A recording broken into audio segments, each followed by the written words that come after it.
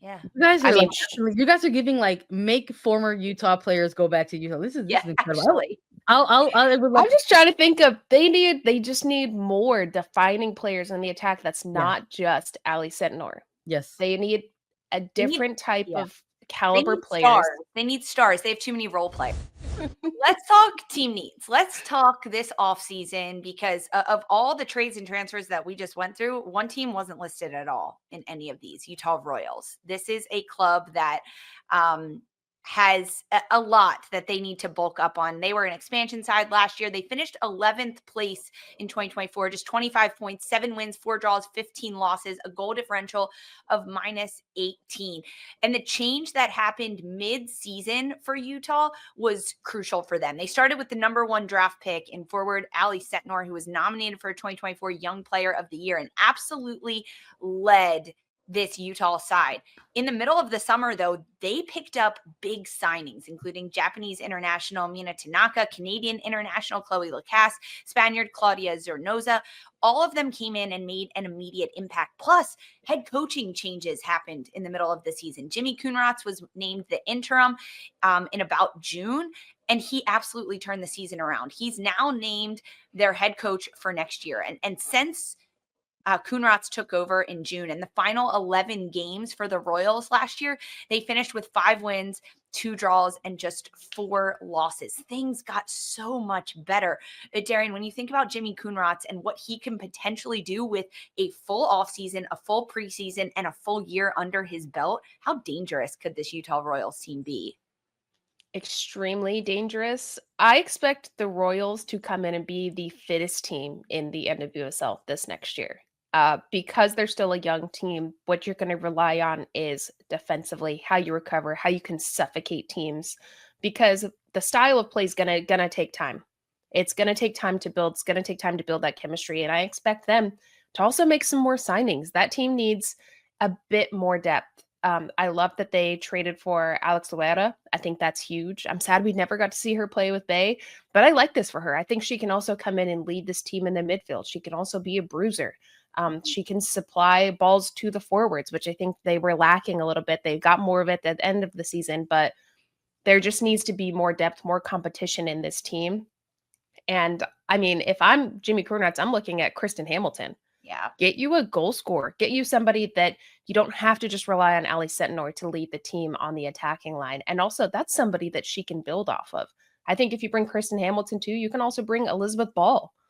Add some more depth to your center back position. That's another player that you can bring into a 3-back that can do really well, that also has more speed than anyone else in their back line.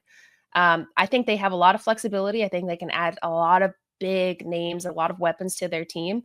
I'm excited to see how they come out. I just imagine it's going to be all hell breaks loose, and they are going to be running every single team down this next season. Utah's also acquired forward KK Ream too, and with Alex Luera coming in as a midfielder from Bay FC. You mentioned Kristen Hamilton; she's the first one I had on my list. I like the shout for E-Ball. They've both played with Luera at Kansas City, so that relationship is already there. There's already a bit of a partnership, and Alex Luera is a very influential player in the midfield. She can play on both sides of the ball. She can contribute in the attack. Even having Luera is going to help Ali Sentinor in what she can do moving forward.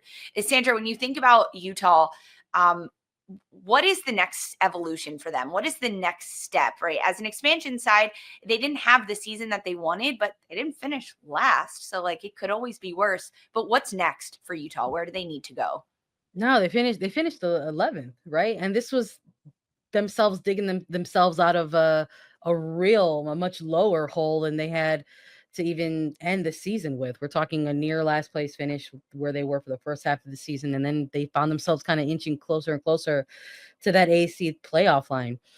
And maybe there'll be folks that are saying that we're already too high on Utah for 2025, but that stuff matters. I mean, they're the only second half bottom table team that went on an undefeated run in their final 5 games of the season. I think they were the only second half table team that had put together like a 3-game win streak in their final 5 games of the season.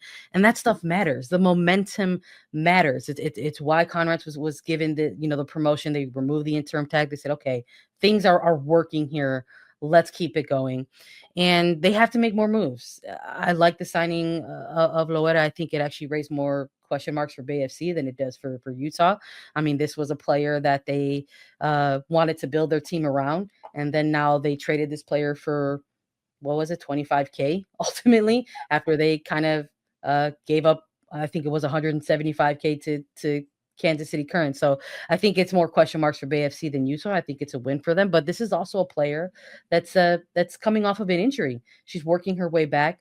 So I don't know if she's going to be that sort of next immediate player, impact player for Utah. I think it's a great signing. I think she will eventually be that type of player, but this is a player that they have to work back and integrate back into a regular season form. So I think they still need to make some moves. I don't know if I agree it's on the attacking side quite yet. I'd like to see them maybe get another center back. I think that is a goal of Connor as well. Yeah, I would love to see Ball. Ball wants to go back to Utah. Sure, why not? I don't know if she does though. But I think Kelly Hubley into that defensive mix. I was going to say there's a number of free agents. I think there's a ton of center backs that they can look at and maybe get into negotiations with. But you know what? It's free agency season. You have to pitch yourself to the players that you want to try to bring into the mix. But I definitely think they need to shore up maybe another areas of the back line. I'd like to see them get another kind of possessive orientated type of center back player. I think that will help them moving forward. You got to get that spine in order. Sam Hyatt. We just went to Portland off the market. Off the market. Yeah, that would have been incredible. That would have been a big move. Who knows if maybe they were in negotiations with her, but she chose just Portland. But that would have been a really, really good signing. Darian, what do you think about the market? Ziara King in this front line with Utah? I could see that. That could be a really good move. Yeah, you guys are giving make former Utah players go back to Utah. This is incredible. I'm just trying to think of they just need more defining players in the attack. That's not just Ali Sentinor. Yes, they need a different type of caliber players. They need stars. They have too many role players. I don't know if it necessarily stars, because I just think they need different wrinkles to it. Like Kristen Hamilton is a great hold-up 9 player. She can finish off of any surface. Ali Sentinor can score bangers literally anywhere on the field, either foot. And then you have a player that's a 1v1 artist like Ziara King. I think that would be, you have different wrinkles in your attack. You don't play just one type of way. You offer something different across it. And right now, you're right, they don't have stars besides Ali, arguably. But they just need something different. They need a little bit, someone to pull different type of questions on each sector of the front line. I do wonder if they are going to make a move for that kind of marquee type of player in the attack. Just because, again, this can go across the board for all teams. What I'm about to say, there are a lot of teams out there that are probably going to feel that they were affected by injury, but that happens over the course of a long season, especially towards the end of one, where you're like, gosh, what if we just had player X, Y, or Z? So I do wonder if maybe with some of the players that they do have right now at this moment, that they still are maybe in a kind of building towards something mindset. So who knows if they're actually going to go out and get that type of player, because maybe they like the pieces that they have at the moment. We're not even talking about Chloe Lacasse at this point. This is another player that was affected by injury. And now they've got Loera, which again, we're high on, but again, another player that they're going to have to work and integrate into. So are we going to maybe see a little bit of a repeat that we saw in Utah, where they have some really low lows, but maybe some really good momentum shifts as well? I'm not too sure. It's unclear. Yeah, in our chat, Marcus is yelling Chloe Lacasse at us. We know. Only not saying her because she's injured. She's going to be out for a while. That's the only reason. Yes. Season's coming quick. Preseason starts are they January 18th. Yeah. It's so are they going to try to just sort of patchwork some of this stuff moving forward, which is dangerous if that's how you want to, if that's how you want to roll, but we've seen teams make second half seasons work in their favor. Is that the energy that we're going to get from Utah? We'll see. We'll keep you guys updated on the trades, transfers, everything that happens out of Utah.